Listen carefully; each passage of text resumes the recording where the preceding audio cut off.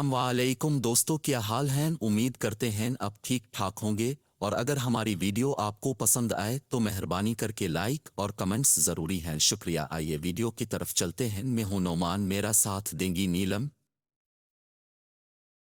बूढ़ों को जवान करने का तजुर्बा कामयाब, बुढ़ापा किस्सा पारीना बन जाएगा।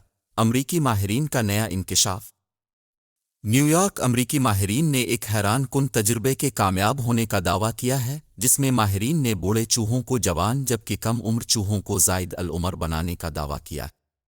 माहिरीन ने दावा किया कि इंसानी जीन्स खलियात में मौजूद एक ख़ास केमिकल एपिजीनोम की खराबी इंसान को बूढ़ा और बीमारियों का शिकार बनाती है, और मज़कूरा केमिकल को बेहतर बनाकर बढ़ती उम्र को कम किया जा सकता है। साइंसी जरीदे सेल में शाया तहकीक के मुताबिक अमरीकी जेनेटिक माहिरीन ने बुढ़ापे को ख़त्म करने के लिए इब्तिदाई तौर पर चूहों पर तजर्बा किया, जो कि हैरान कुन तौर पर कामयाब हुआ। माहिरीन ने दावा किया कि एपिजेनेटिक यानी डीएनए और जीन्स में तब्दीली के तरीकों से बूढ़े चूहों को जवान बनाने का तजर्बा कामयाब हुआ, जबकि कम उम्र चूहों को उम्र रसीदा भी बनाया गया।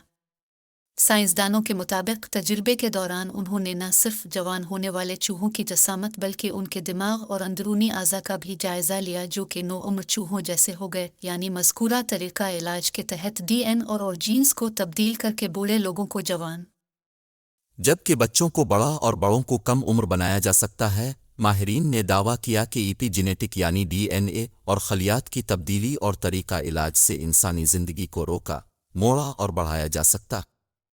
मज़कूरा टीम में शामिल साइंसदानों को मुतनाज़ा तहकीकात के हवाले से जाना जाता है, और मज़कूरा साइंसदान कई साल से दावा करते आ रहे हैं कि बुढ़ापे को जवानी में तब्दील किया जा सकता।